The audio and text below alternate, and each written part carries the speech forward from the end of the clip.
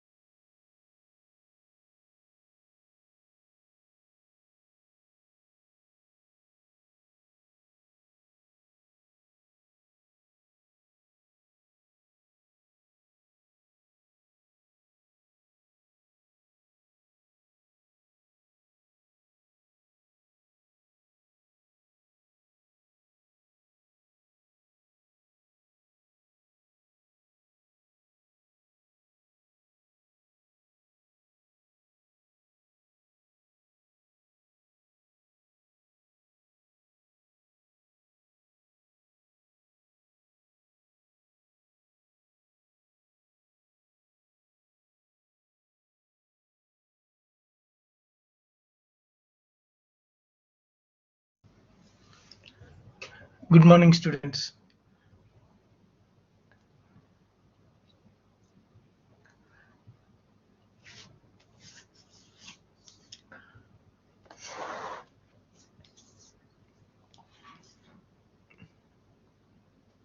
How are you today?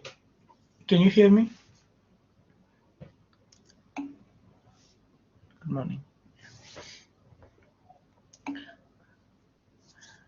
Okay, very nice. So let's start today's session. Before I start today's session, I have to make two announcements. The first one is regarding the teachers evaluation. Um, I was asked to inform you that very less people have evaluated the teacher. I request you to evaluate so that I get some feedback from you, right? Yeah, please look into it. And another announcement is regarding the groups. We have to make some groups. I saw very few groups. I didn't see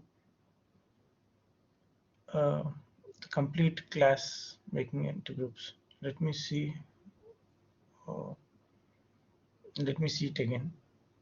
Um,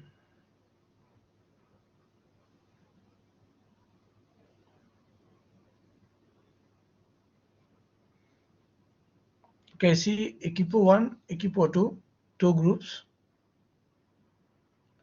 And there is another one called Equipo 9, only 3 groups and a total of 7 students. And the remaining students, they are not enrolled into any group. I request you to get into the join the groups which you prefer and start making the assignment in the activity. It's a group activity, right? The next one.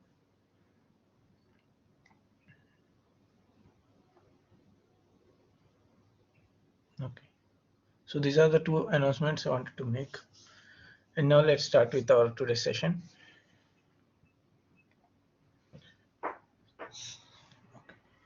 So today we are going to see the topic of hypothesis testing. So hypothesis testing is is very useful in research. And what is hypothesis testing, we'll see. But before that, I have to explain you some terminology. In the hypothesis testing, it's not something we knew we are going to do. We did all the mathematical part before coming here. All we are going to do today is to put all the things together and try to make an analysis and extract some information out of it, right?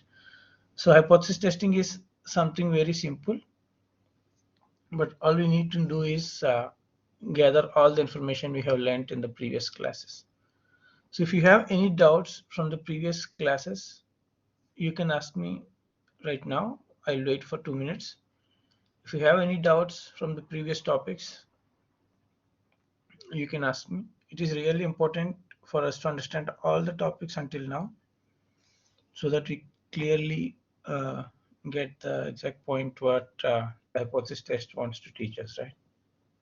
I wait for uh, a few more seconds, 1 minute. Please look into it and tell me if you have any doubt in the previous ones.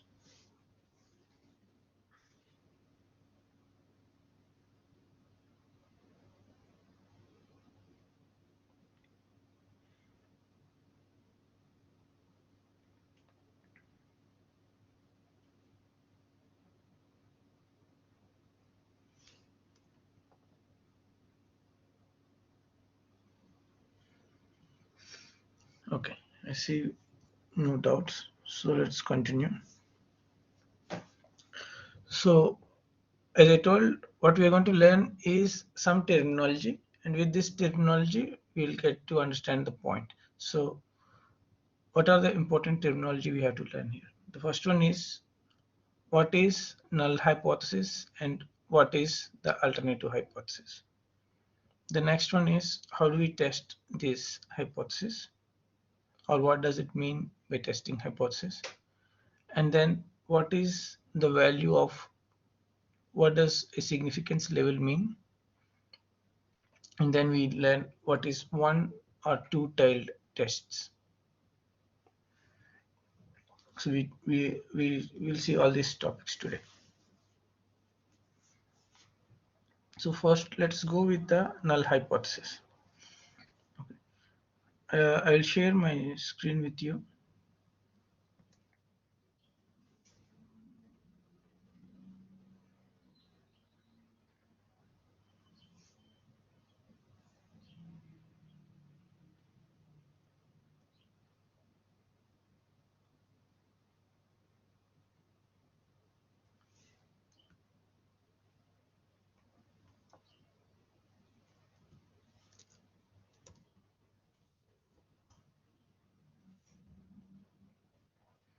Are you able to see my screen?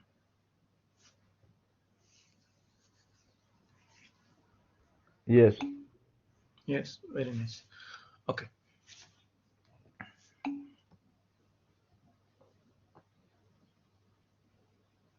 Yes, very nice. So we have two hypotheses. One is null hypothesis. Another one is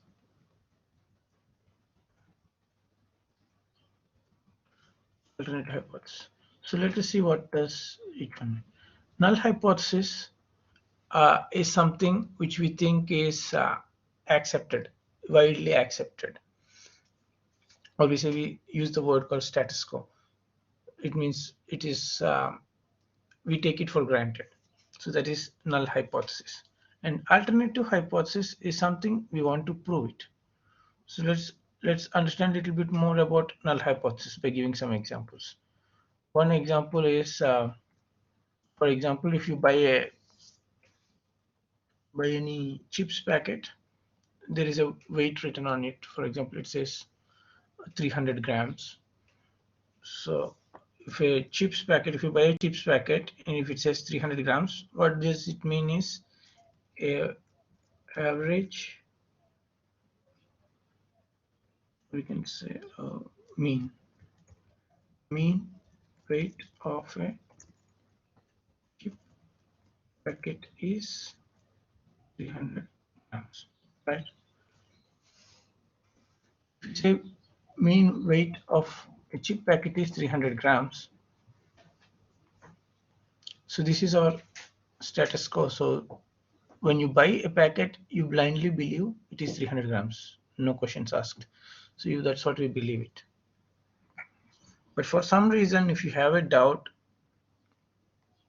then things may change. But for now, let us talk more about null hypothesis. Null hypothesis is something we believe it is to be true before doing any research.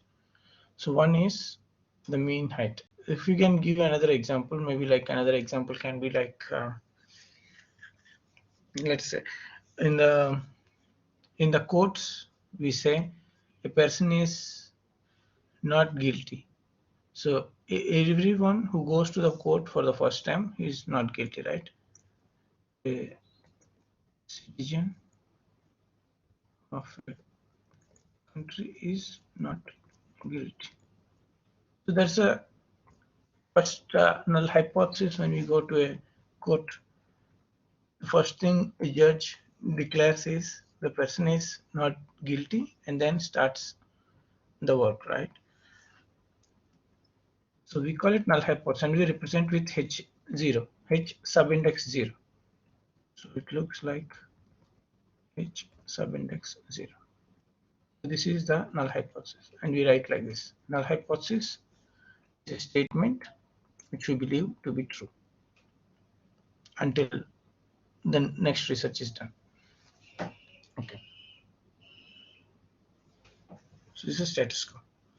And the next is alternate hypothesis. So what is alternate hypothesis? It's something we propose, and usually what we propose is exactly opposite to what is considered to be the truth. For example, if we say the mean weight of a chip packet is 300 grams, the alternate hypothesis is always opposite of it. So this is the null hypothesis. I will write alternative hypothesis by writing A.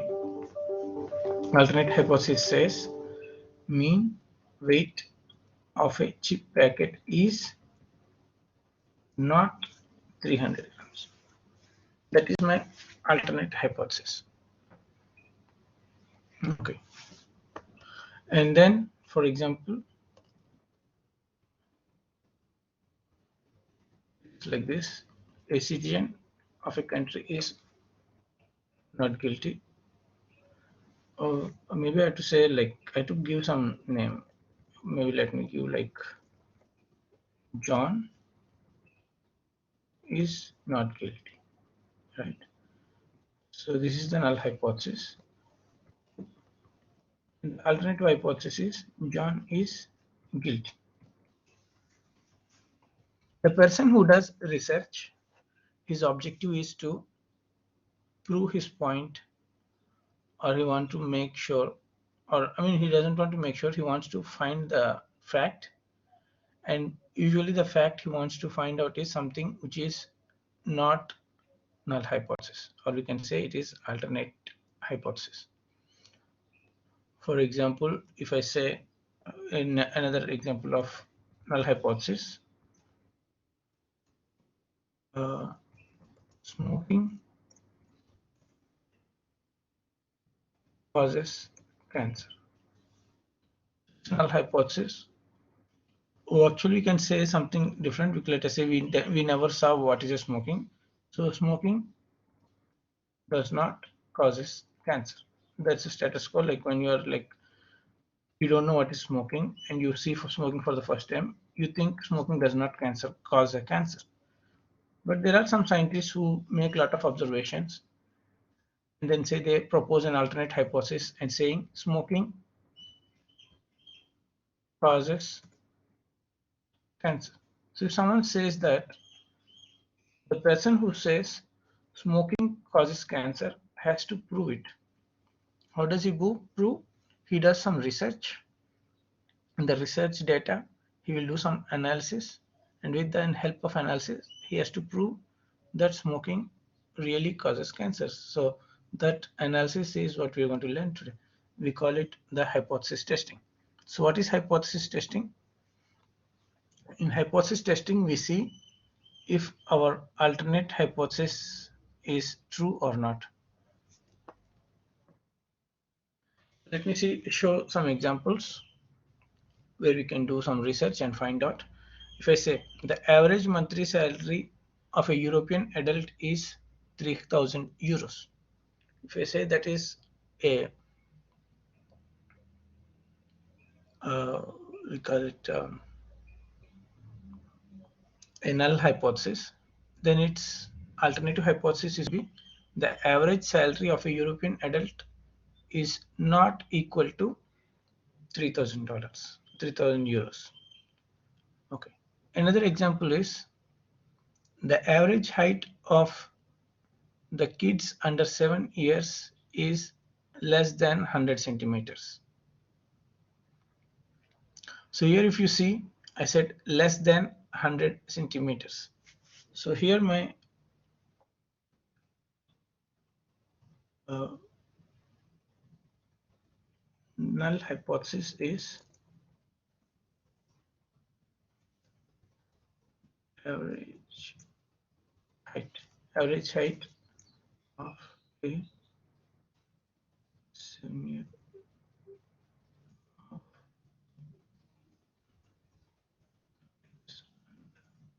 7 years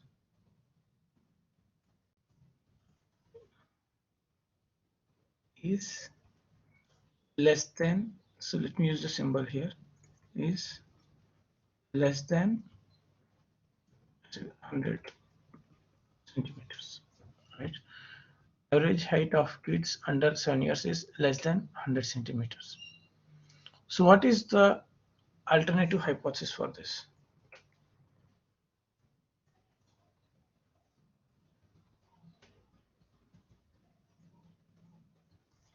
So the alternate hypothesis should be opposite to this one, right?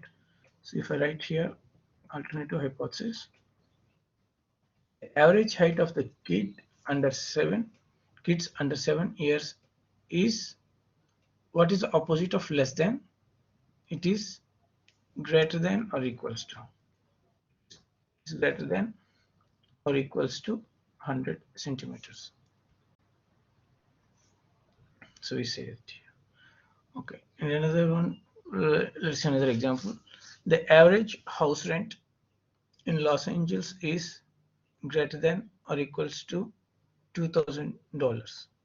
So if you say greater than or equal to, what is the opposite of it? The opposite of it is the average house rent in Los Angeles is less than $2,000. So this is the alternative hypothesis. Okay. Before going to the next slide, if you have any doubts until here, please tell me.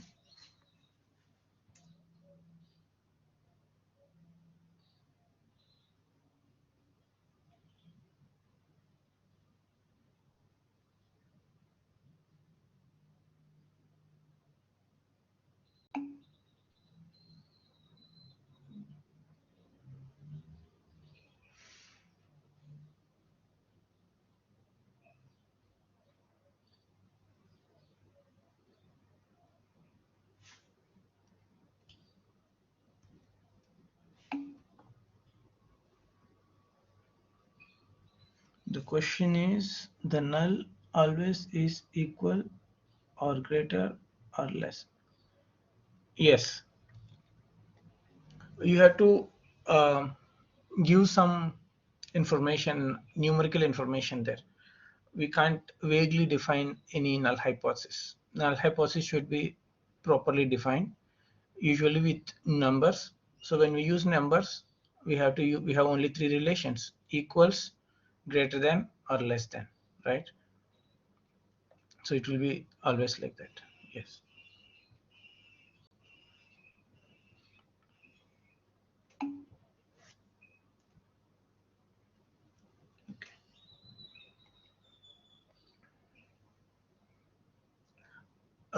And also there are other relations. For example, if we say, uh,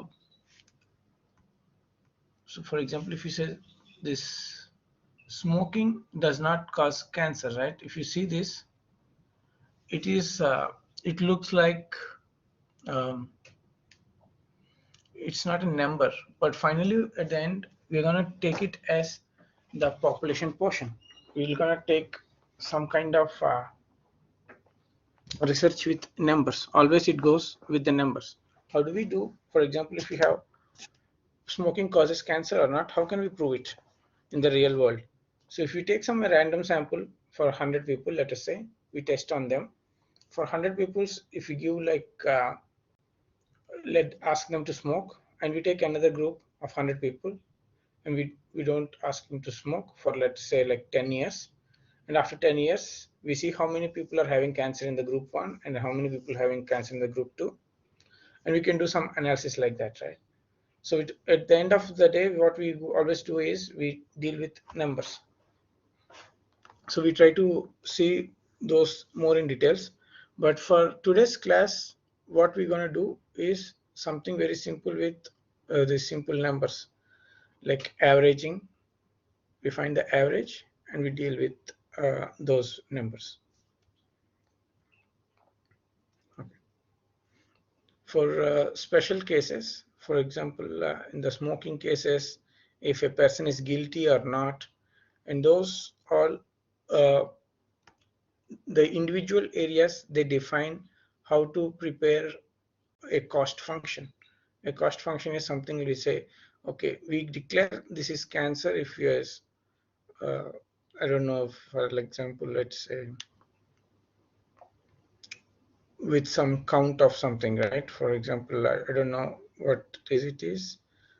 Maybe for example, you test the blood. If some certain chemical in the blood is available, it means it is causing cancer, maybe something like that. So it depends on each field. They have their own way of analyzing and declaring. But for now, for making it simple in our classes, we'll see examples where we can have an average and we can do some analysis, right? Okay. Now let's go to the next slide, hypothesis testing. So what do we mean by hypothesis testing? In hypothesis testing, what we want to do is we want to see if the alternate hypothesis is having enough weight, or if we have enough evidence to see that alternate hypothesis is correct or wrong. But the terminology we use is something goes like this. So if we see the alternative hypothesis is let us say is giving enough evidence. So what we do is we reject the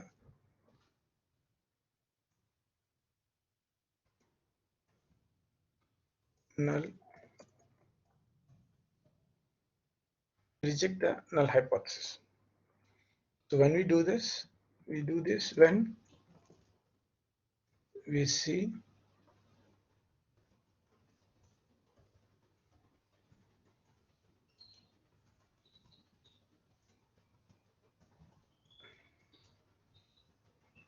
we see enough evidence for the alternate hypothesis, we say we reject the null hypothesis. We never say we accept the alternate hypothesis. We never say that. We use the word called reject the null hypothesis. So remember, we can only do one thing. We can reject the null hypothesis. We can't accept anything. Okay, what is the other way around? So the other way is when we don't see enough evidence, when we don't see enough evidence for the alternate hypothesis, so what we do is we fail to reject the null hypothesis. So we do two things. We reject the null hypothesis when you have right evidence. When you don't have evidence, what we do? We fail to reject the null hypothesis. In other words, we continue believing what we are believing. So why do we use these words? Is because in statistics, we can't prove anything for 100% certain. All we can do is we can say with some kind of confidence, we can say, okay, I can reject this, or I can say I cannot reject with that much confidence, right? So we are not having a probability of 100%. We always have probability of 95%, 99%, 99.99%, but never 100%. So we don't use the word like I agree, I accept. So we use the words called reject the null hypothesis, or we say fail to reject the null hypothesis. So let us take an example, like for example of this first one. The mean weight of a chip packet is 300 grams, and you are proposing an alternative hypothesis saying it is not 300 grams. So if you have enough evidence, what you can say is the chip packet is not 300 grams, and so what you're gonna do, we're gonna reject the null hypothesis, and we say, okay, so from today we start believing the chip packet is not 300 grams with a confidence of something which we declare from the beginning. So we'll talk about it much in the next slides. So how do you want to, I mean, what weight is going to be the average chip packet? We don't know. So what we can do is we have to propose another null hypothesis saying, okay, so we saw that the chip packet is not 300 grams. So maybe say the mean weight of the chip packet is 310 grams. So that's a new null hypothesis we are developing. Okay, so you say that, and then we do the testing by declaring that our alternate hypothesis is the mean weight of the chip packet is not 310 grams, and we do some research and we see our evidences and we find out, okay, to reject the null hypothesis or fail to reject the null hypothesis. So how do we see? So until no one is rejecting, or the chip packet's weight is 300 grams. If someone rejects, we have to come up with a new null hypothesis. Coming up with new null hypothesis means you believe it for no reason. Null hypothesis, you are believing it for no reason. You may have some reasoning, but it's not proved. It doesn't mean that it is wrong.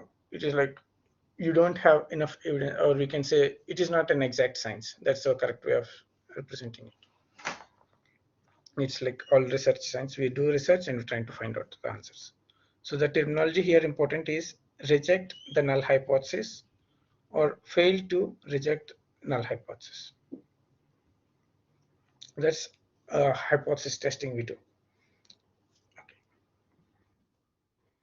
Okay. So now we see the types of errors we can commit during the research or during the hypothesis testing.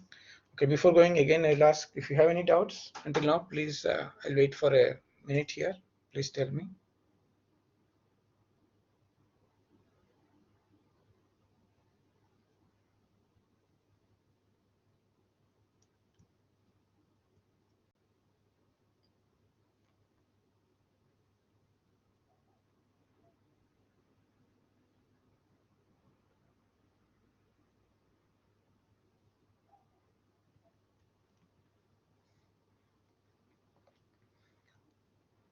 Okay, I see no doubts. So let's continue. The next important part is the errors we can commit during the hypothesis testing, right? So there are two errors. The first one is type 1 error. So what does type 1 error says? It says the hypothesis, the null hypothesis is true, but we reject it. It is an error. We are doing it. It happens. So if you are doing some hypothesis testing, there is a possibility that the null hypothesis is true, but you are rejecting it. So if you do that error, we call it the type 1 error. And how do we measure it? It is through the probability, and we call it probability of committing a type 1 error is equals to the alpha, and we represent it as the significance level. So we want the significance level to be very minimum possible. So if it is 5%, means the probability of committing a type 1 error is 5%. So in most of the research, science research, you can see the authors show their significance level.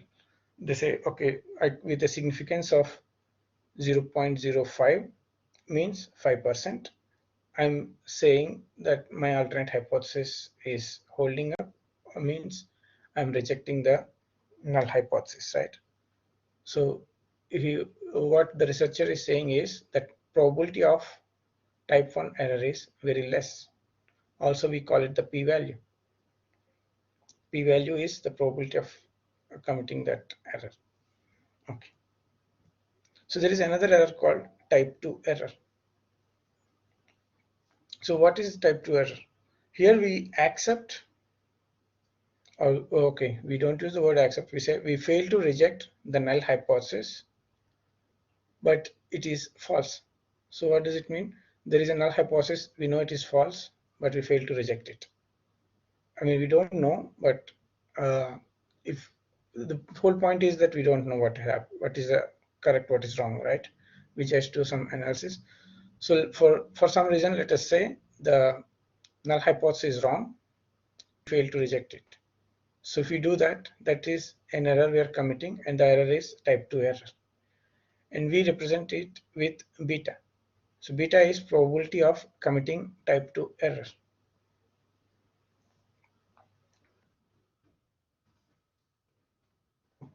So let me repeat again. So type 1 error is the null hypothesis is true, but we failed to but we rejected it. And type 2 error is null hypothesis is false, and we failed to reject it. Okay. Let me show through a table how it looks.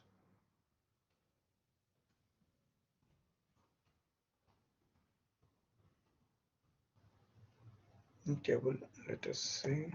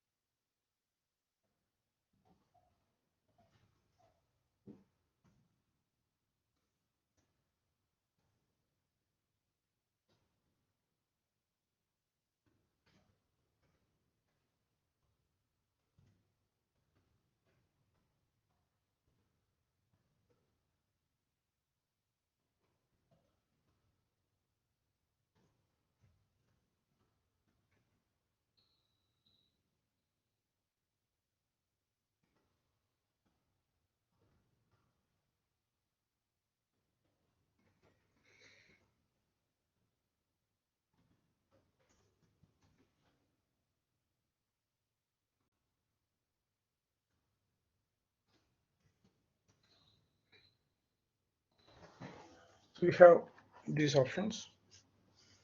So these are the truth. I mean the real true. The null hypothesis is true, or null hypothesis is false. this is something we don't know, but for the sake of our class, let us say we know these two things, right? Okay. So we can do only two things. One is fail to reject the null hypothesis or reject the null hypothesis. When we fail to reject the null hypothesis, what happens if it is already true? So the null hypothesis is true and we fail to reject it, means we are doing something correct. So it is correct thing to do. So we're doing correct. So when the null hypothesis is false and you rejected it, so it's also something correct you are doing correct thing to do. These two cases are good. When it is true, we fail to reject. When it is false, we reject. Okay, so, but where are the errors coming up? The error coming up here. First one is null hypothesis is true, but we are saying it, but we are rejecting it. So what are we doing? We are committing type 1 error.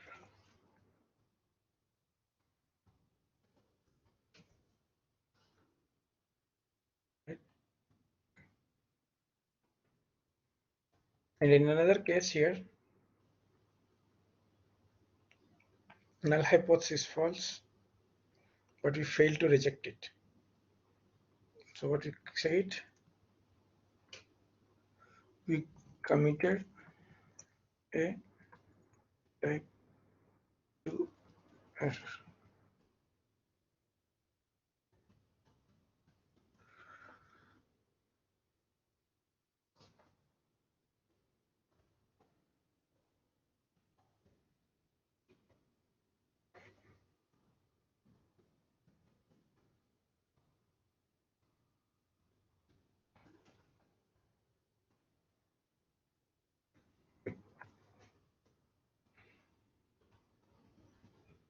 I told before, this whole class is more about terminology. So we have to understand these concepts. It's very easy. And the mathematical part is very little. So, so if you have any questions here, please tell me. The type 1 error and type 2 error. Professor, could you please let us know the errors with the package of chips example? With some example. As the one we work with, the package of chips. Packets Okay. of chips. Yeah. Mm-hmm. Yeah. So let us say, uh, let's make the table for the packet of chips, right? So let's make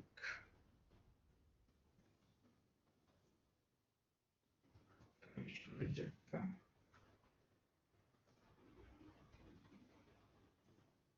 null hypothesis.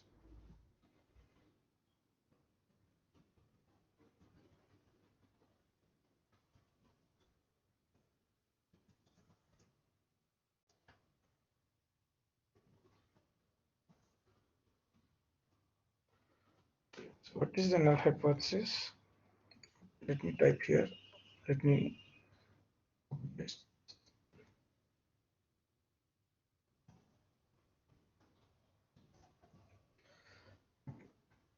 So the null hypothesis says mean weight of a chip packet is 300 grams. So let us say the mean weight of a chip packet. The mean weight of a chip packet. Let us use a symbol. We know the population mean, we use the word mu, right? So let's use this mu. So I'm writing again the same hypothesis. I mean the null hypothesis says mu is equals to 300. That's our hypothesis. But the truth is, there are two truths. One is, sorry, there is only one truth, but there are two cases, right? The first one is the mu is equals to 300, and another possibility is the mu is not equal to 300. To make it clear, let us say 310.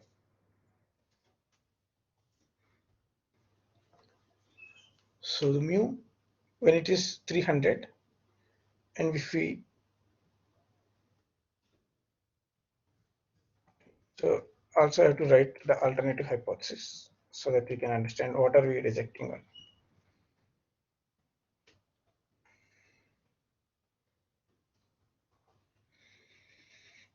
Okay, fail to reject the null hypothesis. We fail to reject the null hypothesis. So what does it mean in another word? I'm going to use word like accept, but it's not really allowed, but I'm using it only for understanding purpose, explaining purpose. So fail to reject in another sense is we are still continuing or we are accepting the null hypothesis. So here if we are accepting null hypothesis means we are accepting that mu is 300. So that's the null hypothesis. And the truth is also the same. So when the truth is 300, so let us say this one is case 1, right? Case 1 is this one, and the case 2 is, there are two different worlds. In the world 1, in fact, the chip's packet weight is 300, and you fail to reject. So what you're doing is doing correct thing. What you're doing is correct. If you reject the null hypothesis, if you're, then you are committing a type 1 error.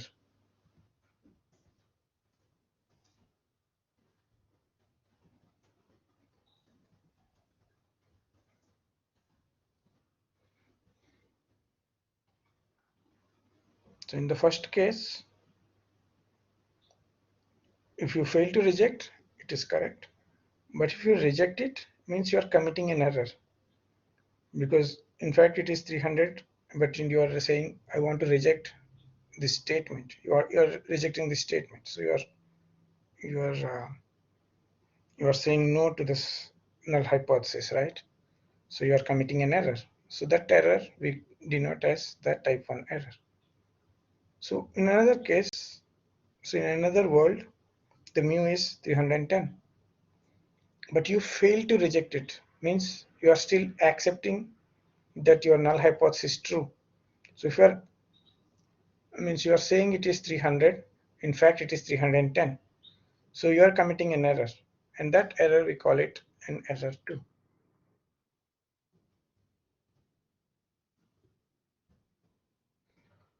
But if you reject it, so you are like you are doing something correct, so it is correct thing to do. So this case can be another one. So let us say it can be less than, so it can be 290. If there may be another world where chips packet weight is 290, but we are believing that it is 300 grams. So you did some research and you found out that you cannot reject it. So means your research failed you. So you are committing an error, and that error is we call error type 2. But if you reject the null hypothesis, then it is correct. Is it clear?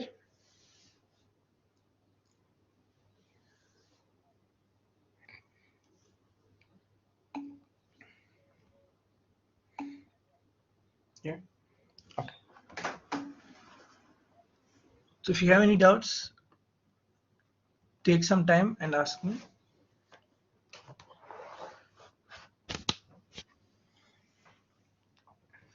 Most of the time we deal only with the error 1, type 1 error. We don't go a lot into the type 2 error. It's I never found in my research doing type 2 error analysis. Most of the time we go with the type 1 error analysis. I'm not sure why is that case, but most of the time we work on the type 1 error. So we want to make sure we are not rejecting which is true, right? So let us see an example and I want you to answer it. Which error is acceptable for the following? If there is a null hypothesis saying average battery life of a pacemaker is 300 days or less.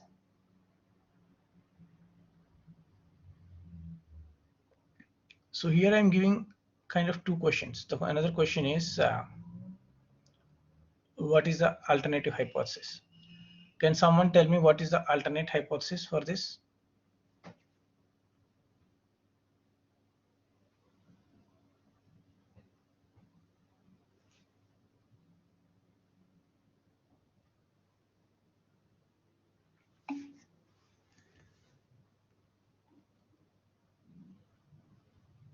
Yeah, so the null hypothesis says 300 days or less. So so Tanya says it is, I mean, the average lifetime is more than 300 days, right? It's not greater than or equals to, because it says it is 300 or less. So let me write it here in the notebook. So the null hypothesis says the mu is less than equals to 300. You have to see it. It is 300 days or less, means it is less than or equals to 300.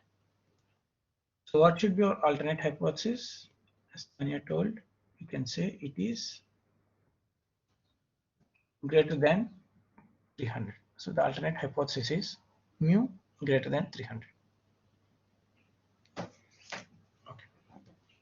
So now let's go to the exact question.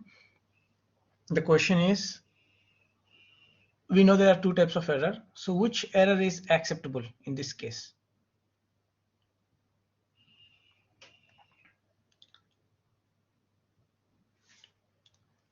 So we have two errors.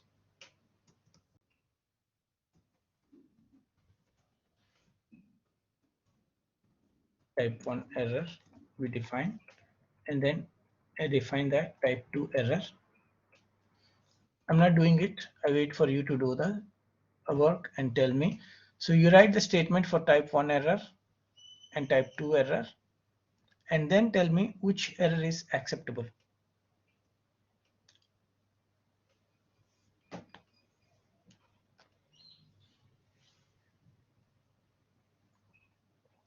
So I keep this example for you, like this area, so you can understand what is type 1 error, type 2 error, and try to come up with some statement for type 1 error and type 2 error. For example, I will write in this previous chip example, I will write the statements for type 1 and type 2 errors. Let me see, type 1 error. So what does the type 1 error says here? The type 1 error says, this one is the type 1 error, right? So this says we rejected the uh, we rejected, or you can say we believed that mu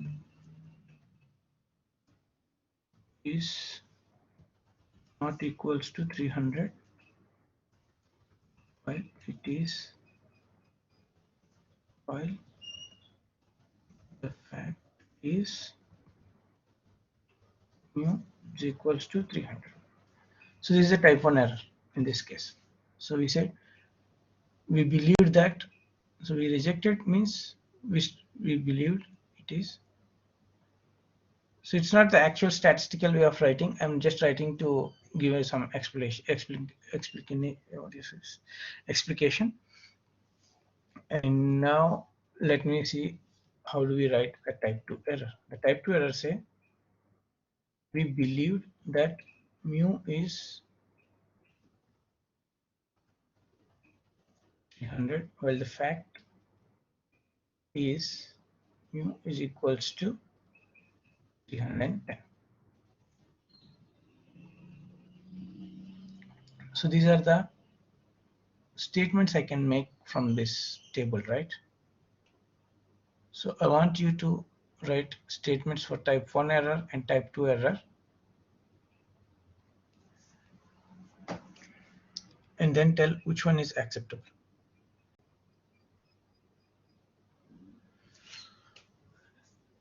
Again, I will take some more time.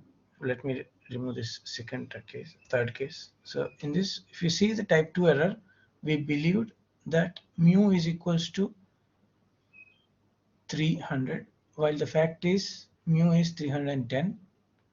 So as a customer, for me, I can accept the type 2 error because I'm getting more chips, right? So as a customer, it is good for me. But as a manufacturer, it is something wrong for them. So it depends the perspective. So for me, type 2 error is good in this case as a customer. As a manufacturer, I don't like this type 2 error. The same way here, pacemaker, uh, it's a human life, so human life comes before everything else. So there are no two opinions. So we all should accept the same. So I'll wait 2 more minutes, try to come up with a table and then write it, and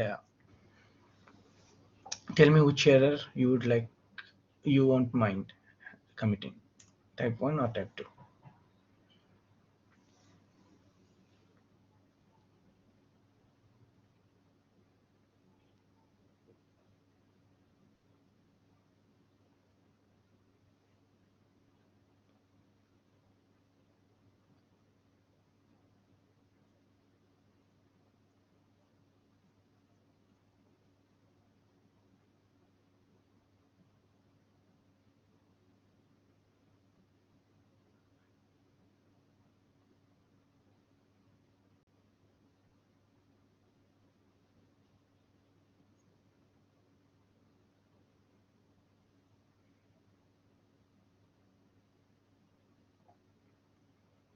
If you have any doubts, please ask me.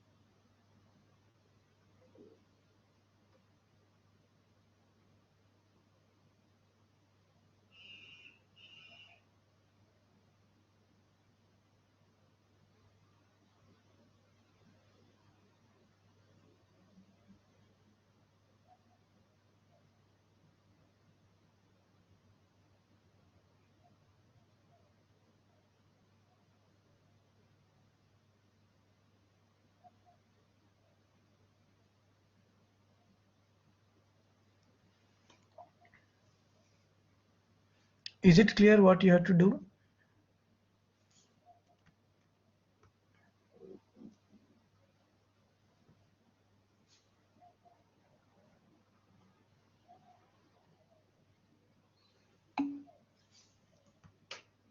Yes, okay.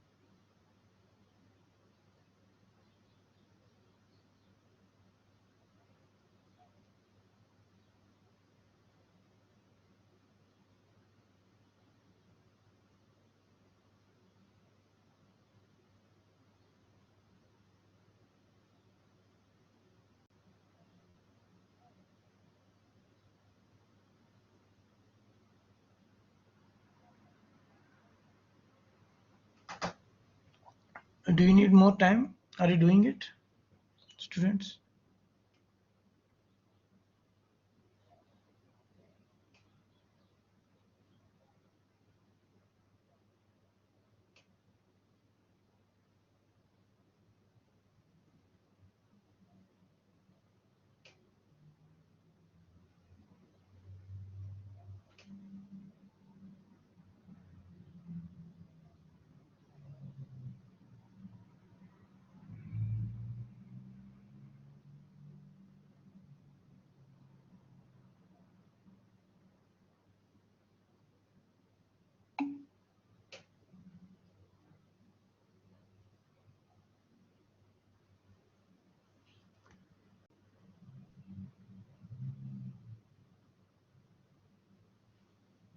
Okay.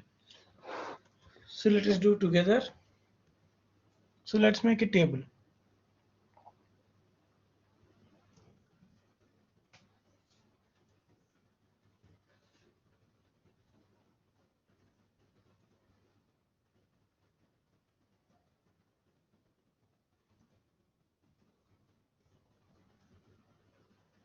So we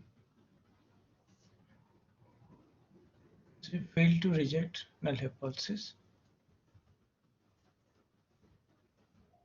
Fail to reject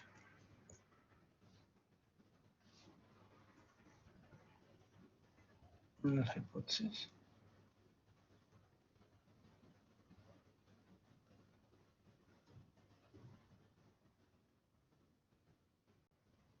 Rejected null hypothesis. So two conditions. First one is the null hypothesis is true. It is case one. So in the case one, it is mu is less than or equals to 300. So it says, so it's correct one, right? So case two is, it is wrong, or you can say the alternate hypothesis is greater than 300. So here the H0 or the null hypothesis is true and you fail to reject it, means you're accepting it, something correct to do. So you're doing good job. It's not a problem. And here it is more than 300 and you rejected the null hypothesis. So again, it is correct.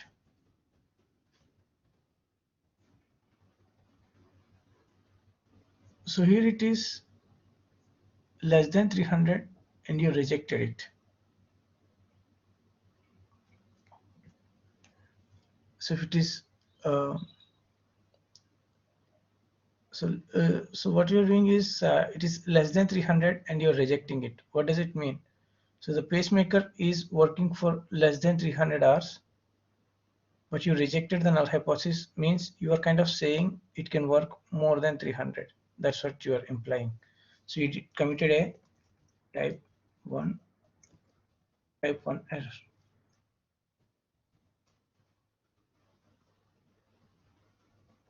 And here goes the next one. Here is type 2 error. So this one is type 2 error. So let's define what is type 1 error and type 2 error. The type 1 error is the pacemaker battery runs for less than or equal to 300 hours, but we are accepting it to run more than 300 hours. This is the error we are doing. The error one is the pacemaker runs for less than or equals to 300 hours, but we are accepting it to run for more than 300 hours. Okay. So the type 2 error, what is the type 2 error? The type 2 error is here. We fail to reject, means we are accepting Yeah, accepting. Again, I'm using certain words we don't use in statistics. I'm just using it here for an explanation, for explanation purpose. So I'm saying we are accepting that pacemaker runs for 300 hours or less, but the fact is it can run for more than 300 hours. These are two errors we are doing. So now reading the statements, which error is acceptable?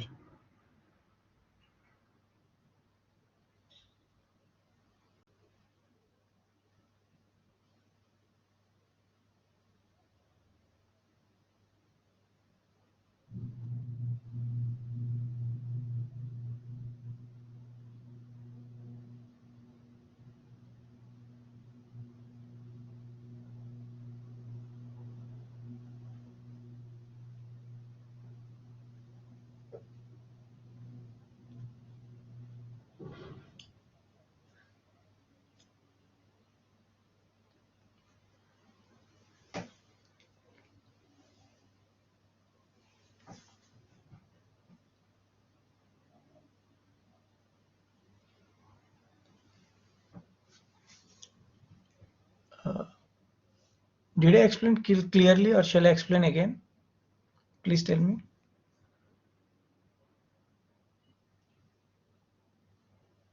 Oh, sorry, this is case 2, right? Here it is case 2.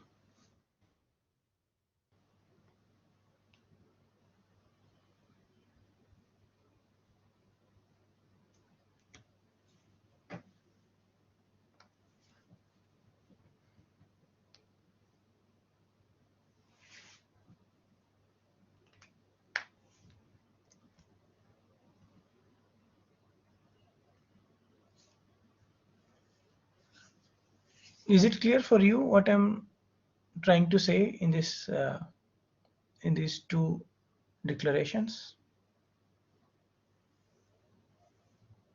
So what is type 1 error and type 2 error in this case?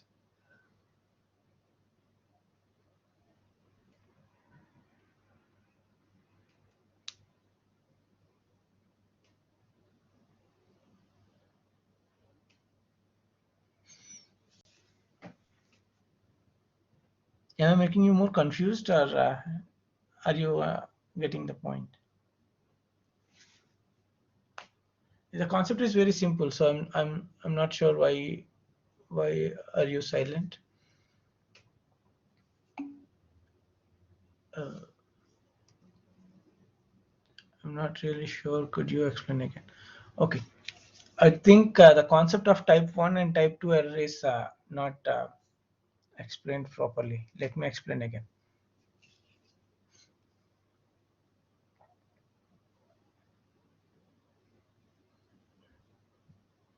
Okay, let me go to the another sheet.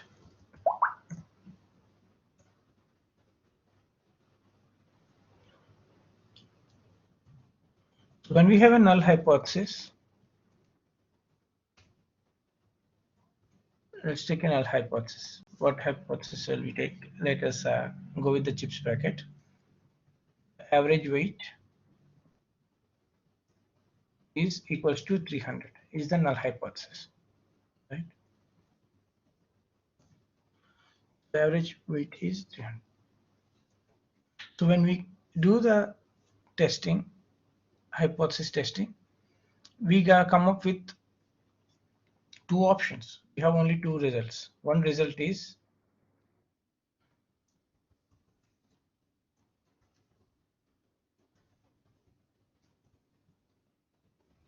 we have two results. What is the first result? The first result is we reject the null null hypothesis. Null hypothesis means this one, right? So we reject the null hypothesis.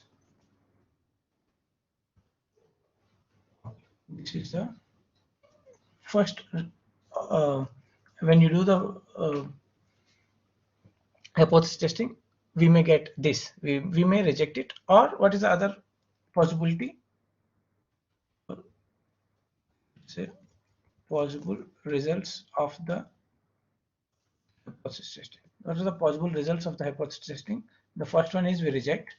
The second one is, I'm typing, it is we failed to reject the null hypothesis. So in another words, we can say, I'm saying the same thing in another words, but which we don't use it. We fail to reject. Fail to reject. Let me put it in parentheses.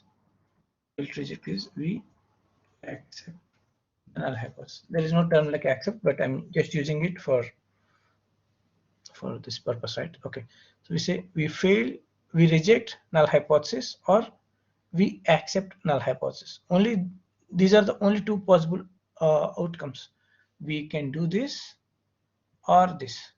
That is the result of hypothesis testing. So once you finish testing, you would have committed an error. There is a possibility that you have committed an error, right? So we measure what are the errors we can do. I mean, let us list all the errors we can do. So how to know? I'm making this table. So what is this table is? So let me explain this table. Let me take some time to explain this table.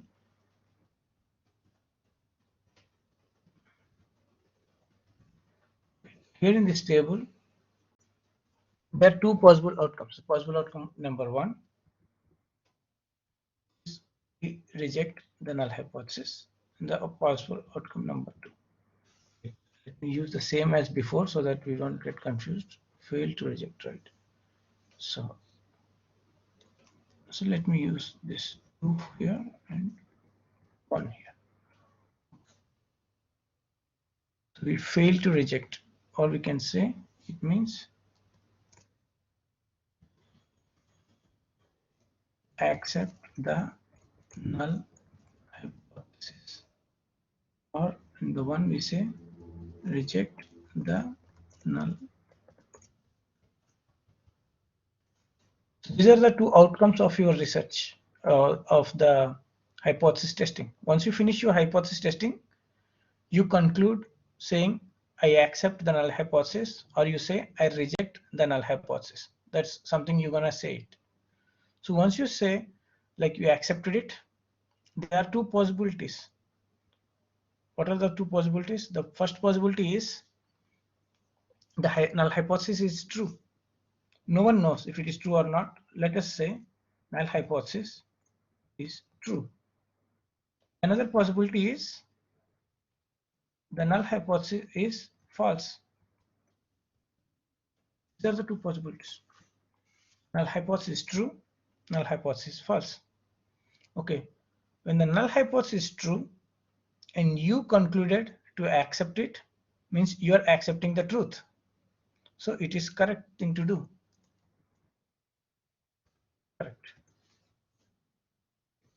And for example, let us say you rejected the null hypothesis, but the null hypothesis is true. The null hypothesis is true and you are rejecting it. So you are committing an error. So we call this error type 1.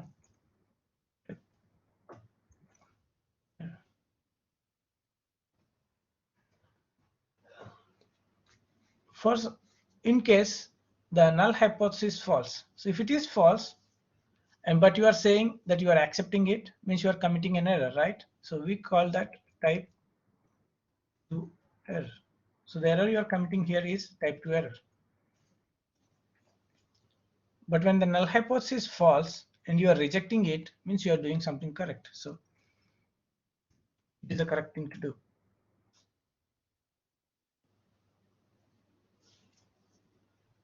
So here is the outcome of your hypothesis testing, and this is the truth of this universe. The truth of the universe is H0 is true, H0 is false. These are like two different universes. So in one universe, when it is true and you are accepting it, so you are doing correct work. In this universe, when it is true but you are rejecting it, means you are committing an error, and the error we call it type 1 error. So in some another universe, let us say the H0 or the null hypothesis is false, but you are accepting the null hypothesis, means you are accepting something which is not true, so you are committing an error, and we call it type 2 error. And if you reject it, so you're doing it the correct, so you're correctly doing it.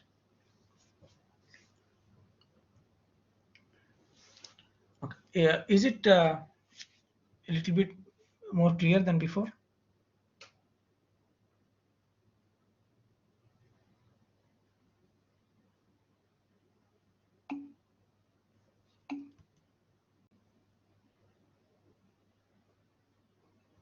Yeah.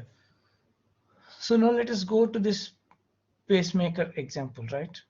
So the pacemaker example says that the null hypothesis is the battery works for 300 hours or less than 300 hours. It can be 300 or less than 300. So there are two universes, one where it is correct and another universe it is not correct. So we don't know in which universe we are living it. So we do some analysis, we do some research and we come up with these outcomes. So we are failing it, or fail to reject means we are accepting it. Let me change this terminology. This is the correct terminology, but let us use for sake of class accept. We are accepting the null hypothesis or we are rejecting the null hypothesis. Let us say if you are living in this universe 1, instead of saying case 1, case 2, I'll say universe, just to make it very clear that we are talking about two completely different cases, right? Let's say in universe 1, this is correct. The mu is less than 300, less than or equals to 300, and you are accepting it. So you are doing correct. So you are accepting it. So you're doing correct. But if you reject it, you are committing an error, and the error we call it the type 1 error.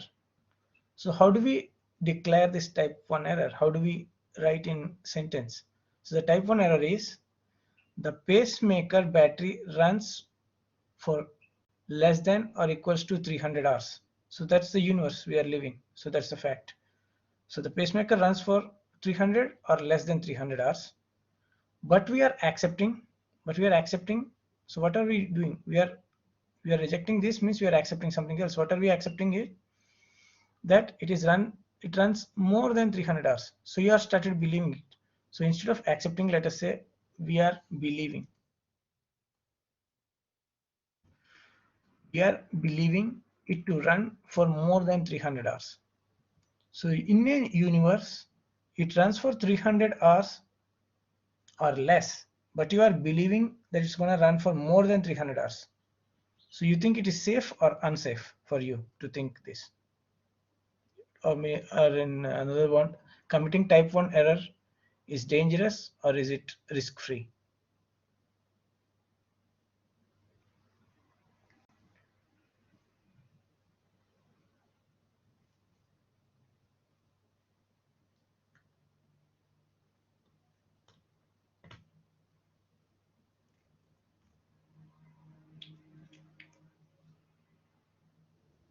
It is not safe. It is not safe. Yeah, because you are believing that it's Right? going to run for more than 300 hours, but the universe fact is it will work for less than or equals to 300 hours. So you are believing something dangerous, right? Yeah. Type 1 error is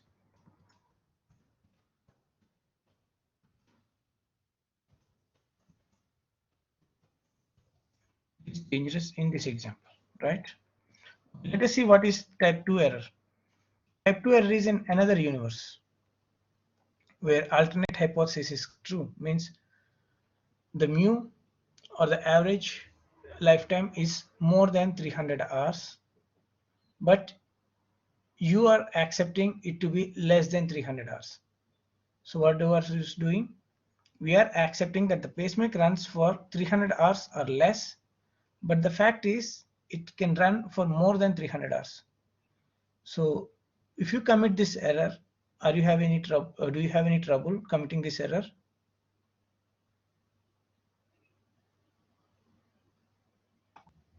No. It's not a problem, because if you say that it will run for less than 300 hours, but the fact is it is going to run for more than 300 hours. So you are happy with that. I mean, it's not a problem. So type 2 error is safe. I mean, sorry, type 2 error is safe to commit in this example. So it's important to say in this example, right? Okay, so the question is, which error is acceptable? So the error, type 2 error is acceptable.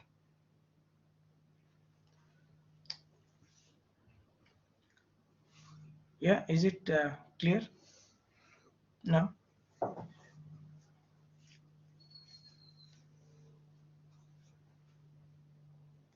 If you have any doubts, please ask me.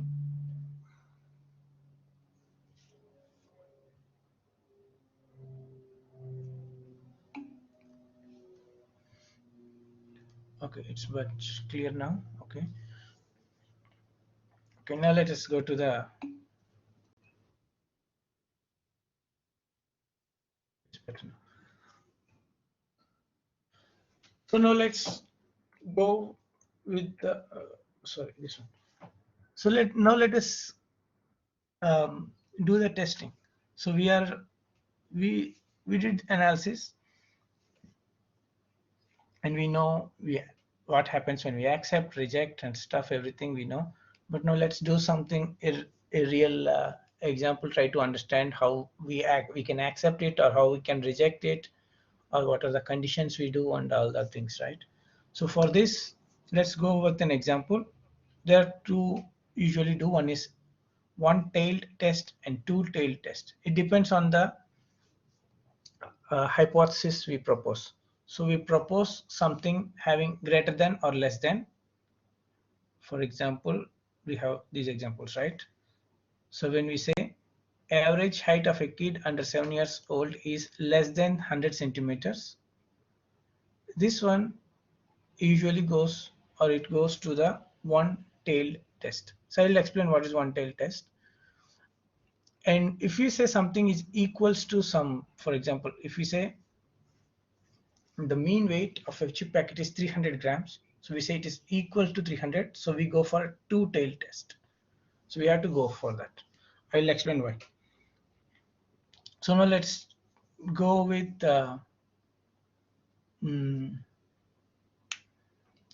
let's take some example from. Okay, let me see what's the question. Marlene, you wanted to ask something?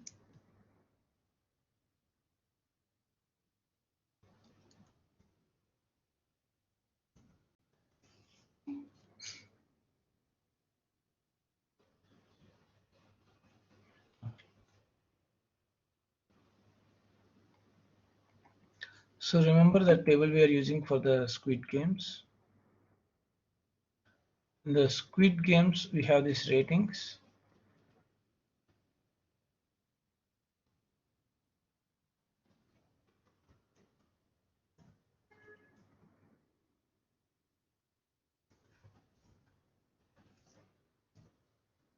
So these are the Squid Game ratings, right? So just by seeing this, I can come up with some kind of null hypothesis. Let me give a null hypothesis saying that um, the average rating of Squid Game, what do you call this series? is, let's say it is 8 or more. It is a null hypothesis. I'm believing it to be true. So it is H0. So what is my H0? It's, I say the average rating of Squid Game series is 8 or more. So it is 8 or more than 8. So H0, I'm writing it again. I'm saying mu is greater than or equals to 8. I want to test by committing by proposing some other some alternate hypothesis. So this is something I just believed it for no reason. But some person said, okay, I took some sampling. I have some sample people.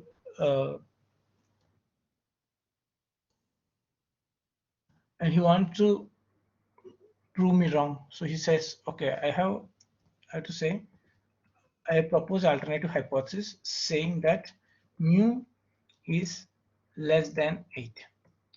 That someone else proposed this to me.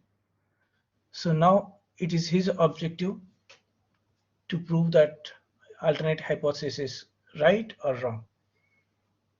Once you want to prove it, so you have to say with what confidence level you want to say.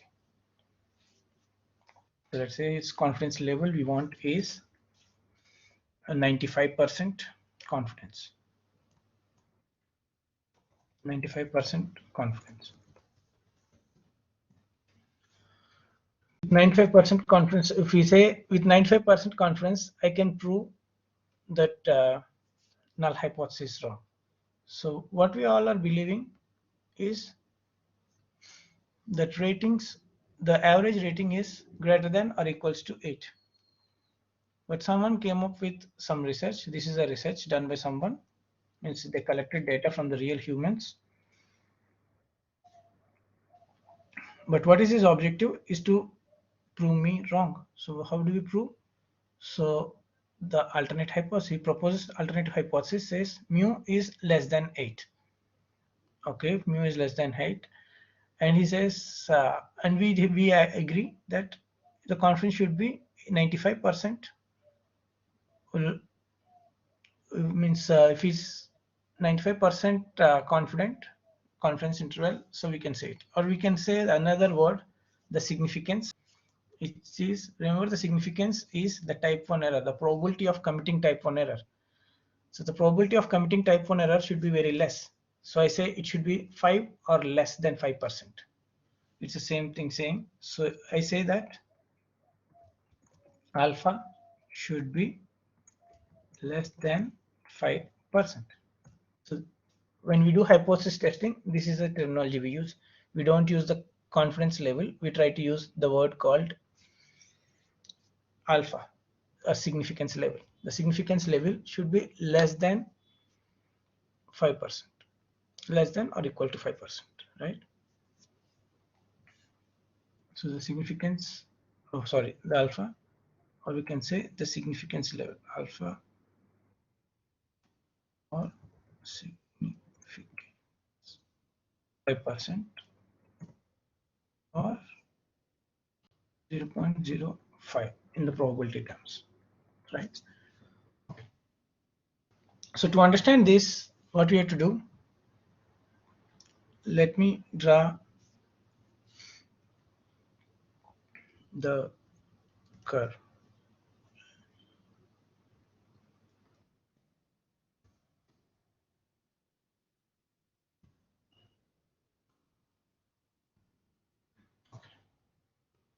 So what am I doing here?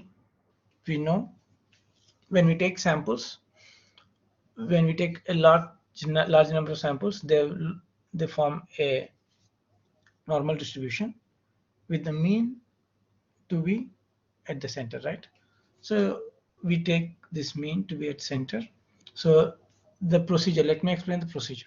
The procedure is to test, we take the center, we take as the mean we are seeing here. Here we are seeing the mean is 8.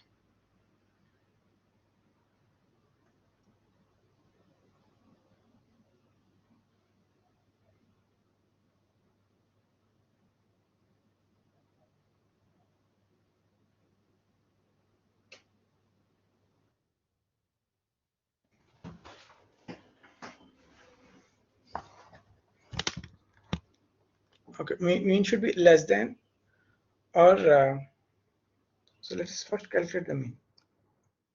The mean is equals to, so let's calculate the mean of average. So average of all this. Average is 7.3. So here the average is 7.3, and the null hypothesis says, so 8 is somewhere here.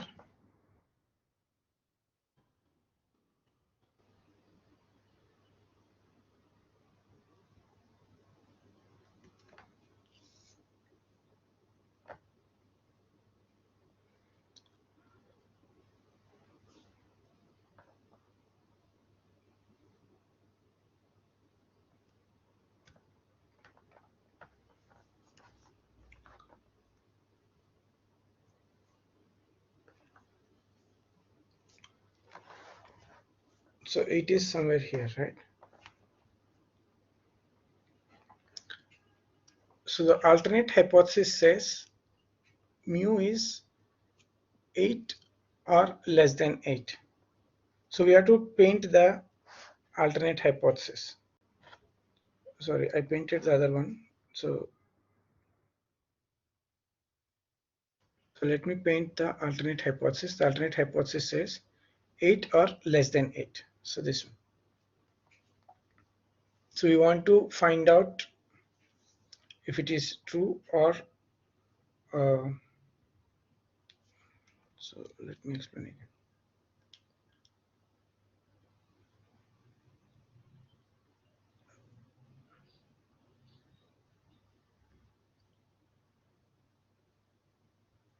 If the alternate hypothesis is 8, okay, okay. So we want to see this probability. So what is this probability? All the painted area. Let us write it. So how do we calculate all the painted area? For that we need the standard deviation, right? The standard deviation for the whole sample is given by standard deviation of the sample.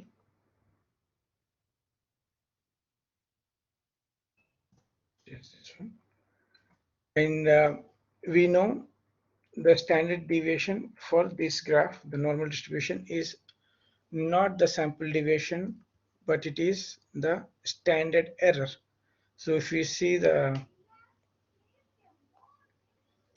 previous example, in the previous class example, if we see,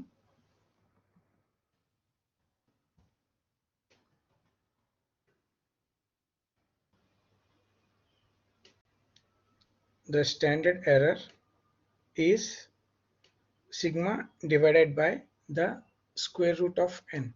N is number of in the sample size, how many samples, individual samples are available in the, how many elements are available in the sample. So here we have a very large number. So we are having very large number, it's 1000, so it's going to be very tiny. So that's why it's going to be very narrow one, and we get something close to, I mean, I don't like this data. It's a very big data. We have very narrow. So let me do one thing. Instead of taking these many samples, let me take only 50 samples. So I'll take only 50 samples so that it won't be so wide. Okay. So we have mean, we have standard deviation. So standard error is standard deviation divided by square root of a number of individual elements, which is 50. So we have that 0.23. So let me draw this again.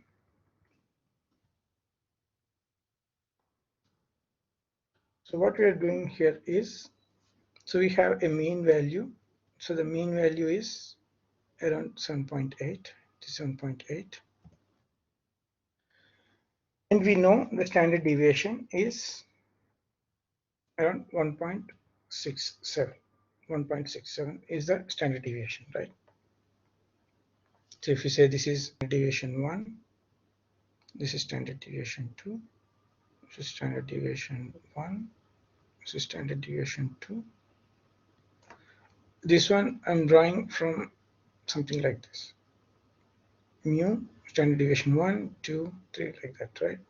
So the 68% is here, 95% is here. So if it is 7.8, so this number is going to be 7.8 minus this 7.5, and 7.5 minus this number 7.3. Okay, anyway, so we know these numbers. And what we want to know, the area, let's point mu is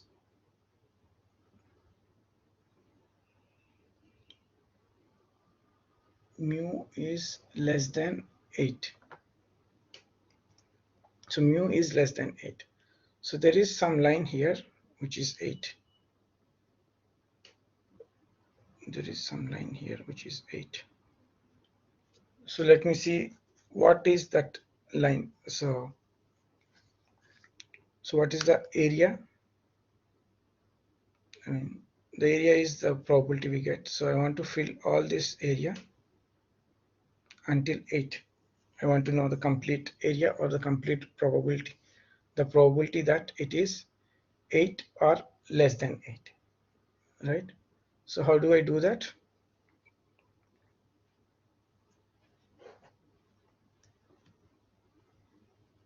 So let us do normal distribution. Normal distribution, x is 8 and the mean value is 7.8 and the standard deviation is we take the standard error. The cumulative is true. So we get 0.8. But to understand this, let me draw the complete graph so we can make it more clear. Let me take from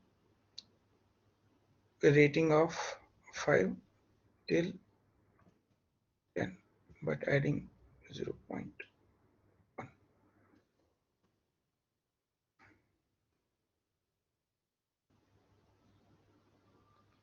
Okay. So these are the ratings. And let us see the probability curve PDF. So how do we do that? Distribution of x with a mean of this one and a standard deviation of error and cumulative, let us say false. Let us plot this graph.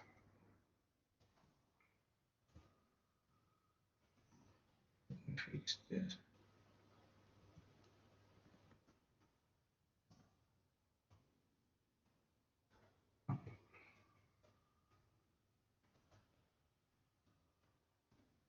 So let me plot this graph.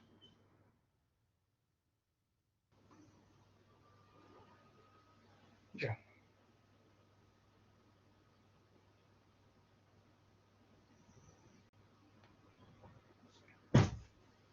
So this is the graph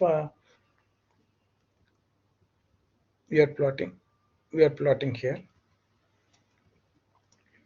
Okay. So what we want to know is the area this side of the 8. So how do we get it? By applying the cumulative distribution function.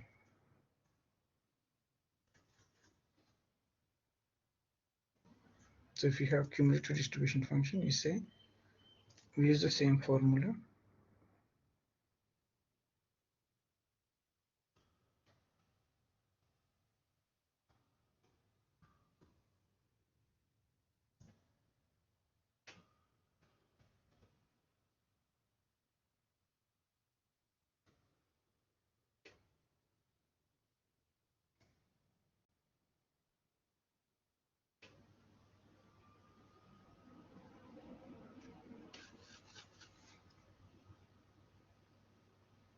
So we have some area, right? So it's there on the other side, and this is the area we are interested.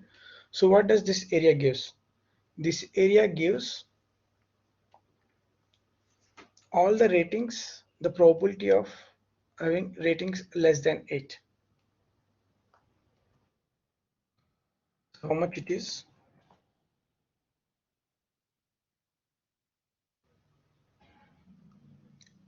It is 8, or say 80%.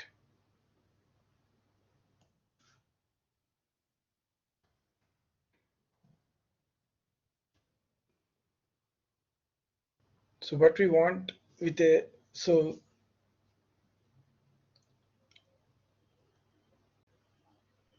what is that we wanted to see? The null hypothesis says it is 8 or more than 8. Oh, sorry, I did a mistake. I said 8 or more than 8.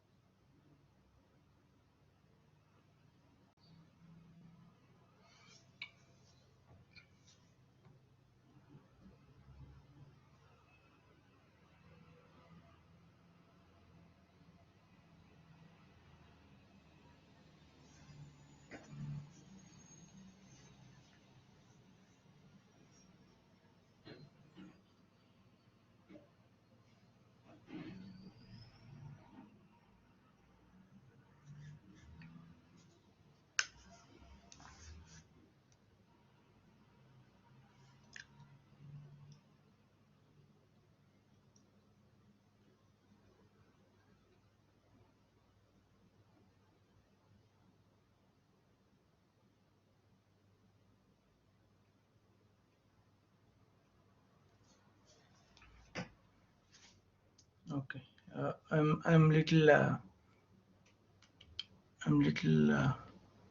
confused with this way of proceeding.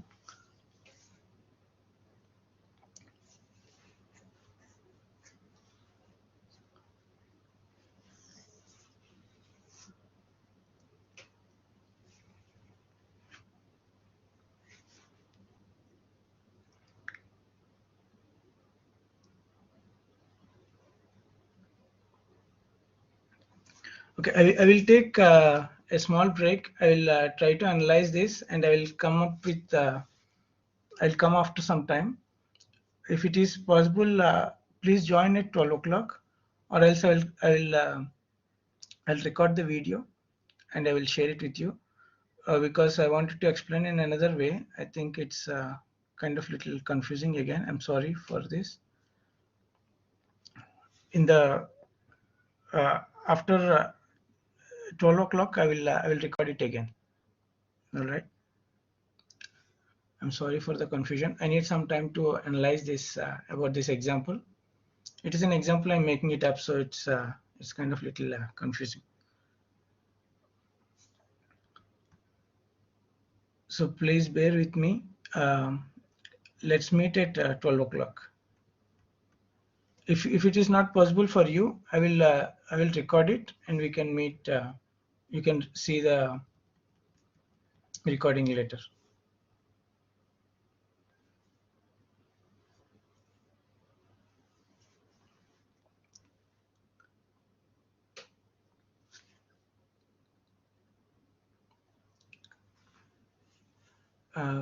Is it all right for you?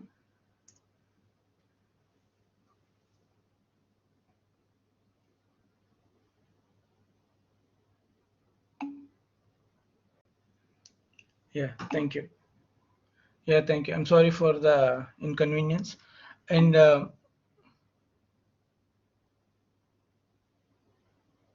only practicing. Okay, yeah. And I received some emails regarding, uh, I saw some emails received about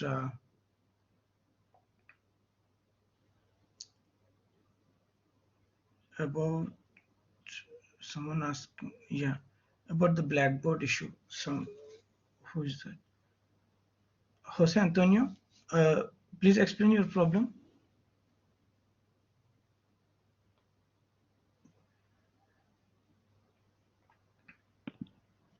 I'm sorry, could you please repeat it again? You sent me an email, right? Yeah, it's because the first homework I have a trouble with my Blackboard, so I sent Mhm. it to you by email, but you put a grade on Blackboard. Um, Okay, I didn't see that. Okay, I will fix it. Yeah, sure, I'll Thank you fix so it. much. Yeah, you're welcome. Is there any other questions? Any other person? No? All right. At 12 o'clock, I will come online again. Okay. So let us see in the other video. Have a nice day.